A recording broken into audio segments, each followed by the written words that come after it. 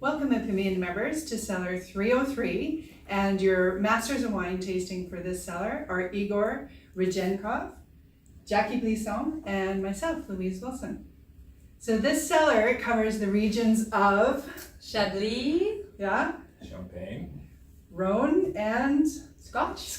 We kind of have it all. It's quite a wide variety this time we have here. Yeah, so we had a lot of ground to cover at the tasting in these past few days. It was over 130 wines and 20 flights and all kinds of styles. We covered... So we started with some champagnes, got into our Chablis, trying to keep those dry, really tense, nervous whites all together. Then we moved into the Rhones. Yeah, we did white Rhones. I think even day one was all white wines, if I remember. We had a lot of great whites to consider. Yeah. And then we went into the lighter reds, and then heavier reds. And then we finished with, we had fortified wine, we had sweet wine, we had spirits. So as always with our flights, we're always just trying to scale up so our palates can handle, 50 plus wines and spirits a day. So we start with light and dry, progressing to heavier, and at the end of the tasting, usually sweets or fortifieds. What were your favorites, Igor? I felt that the bar was pretty high. I think the entire tasting, in my opinion, I enjoyed the wines first day. We started off with a bang, so we went into the champagne, then the Chablis was a good flight. And the second day, Northern Rhone probably for me was the highlight. The northern. Shorter flight, but the wines were pretty of pretty high quality. Absolutely. Yeah, some of those Chablis were just fantastic, especially when you got into the Premier Cru level, really amazing.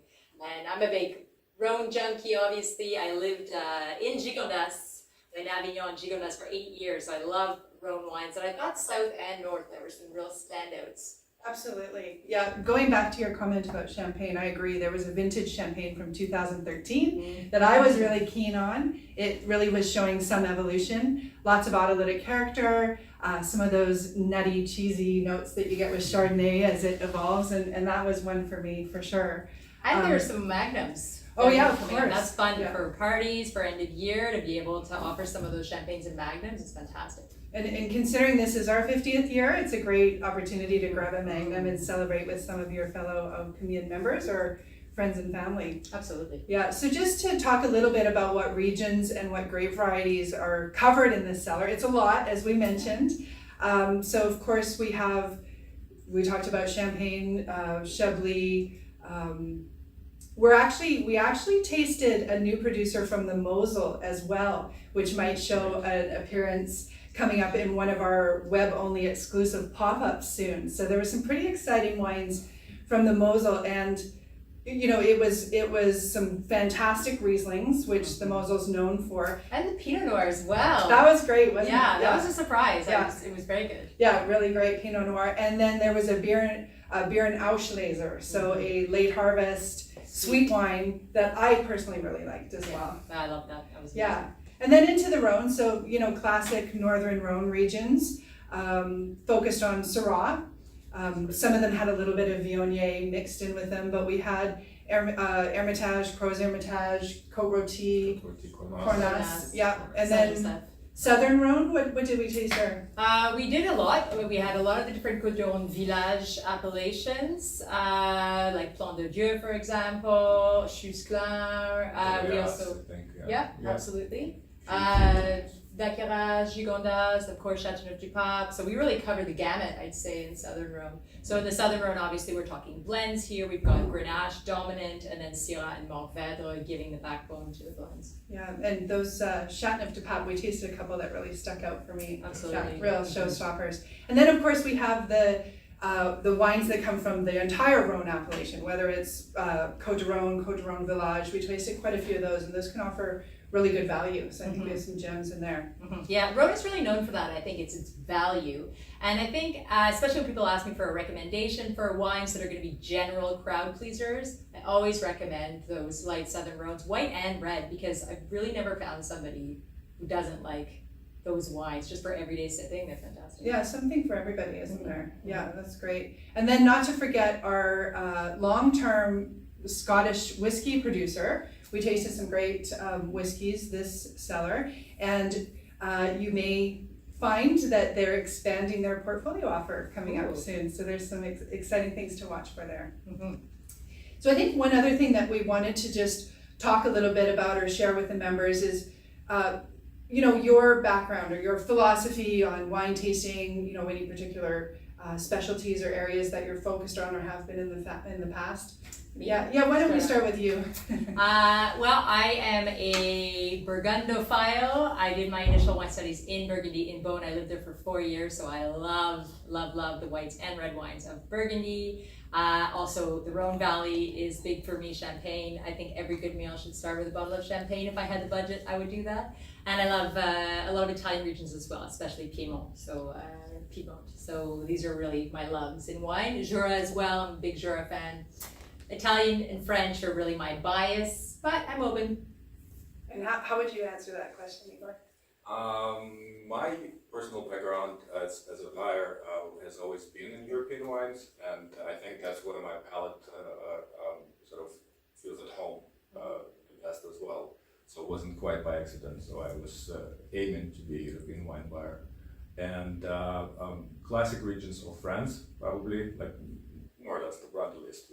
Alsace, Champagne, Burgundy, Bordeaux, Rhone, all enjoy all of the wines from those areas, and I enjoy German wines, respect and admire Italian wines as well. But I think the French wines are closer to my heart, from all of Europe. I would put it that way.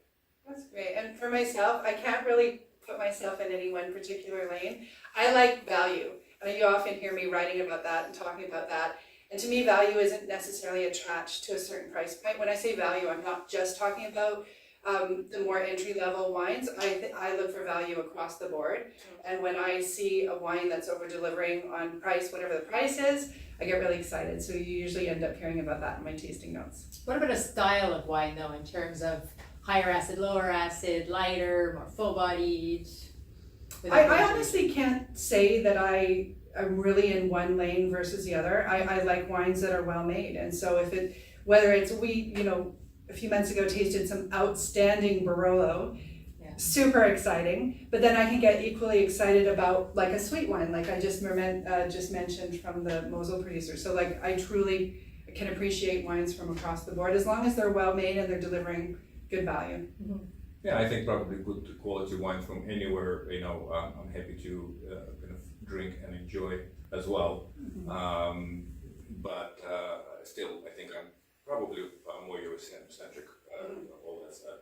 But if there is a good wine, like with Shiraz, good Cabernet from Shiraz, from Australia, Cabernet from California, it's, you recognize the quality, and you certainly cannot help but appreciate what's in the glass.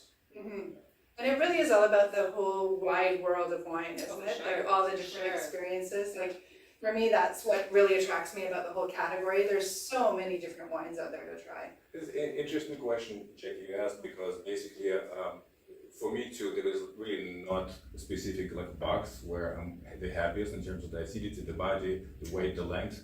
For a weekend drinking, probably a session, so to speak, wine would be something that I would like, something not very high in acidity, not really kind of strongly flavored, not necessarily kind of strongly oaky or strongly aromatic. Something more elegant and kind of less challenging, more kind of, again, you finish a glass, kind of half hour later, you're kind of ready for another one, instead of like a glass and you're done. Yeah. So, but, given a chance, I would certainly appreciate something that has poise, has class, has pedigree, endurance, and presence. So that's kind of more or less the range, and everything in between. I think it's interesting because we listed some countries earlier, but the world of wine is evolving so much, and there's so many producers I find from South Africa, for example, which I love, or Australia or elsewhere, that are making wines that are very similar in style now. It's harder and harder to blind taste because you'll find an Australian producing Pinot Noir that tastes like Burgundy, or same thing in Chile or South Africa. So I think there's just incredible wines actually being made all over the world, and it really is a question, as you say, of value, of elegance, of just looking for those qualities that make you want to pour yourself a second glass. Well, thanks for that. And you may be wondering to yourself, how come we have 3 Masters of Wine for this cellar? So you may have noticed in the past, in this 2023 year, we have expanded the number of palates tasting the wine, and we feel that's a great thing. So we're all bringing our own expertise, our own experience, and our own perspective and philosophy on tasting. So the end result is, I think, even better for the members. Again, we're here tasting these wines so that everything that goes into each cellar is a fantastic wine. So you pretty much can't go wrong. So now it's just up to you to really decide which ones in the cellar that you're interested in. That's it for our introduction to the C303 tasting. Opinion members, thanks very much. We look forward to talking to you again soon. Enjoy the magazine.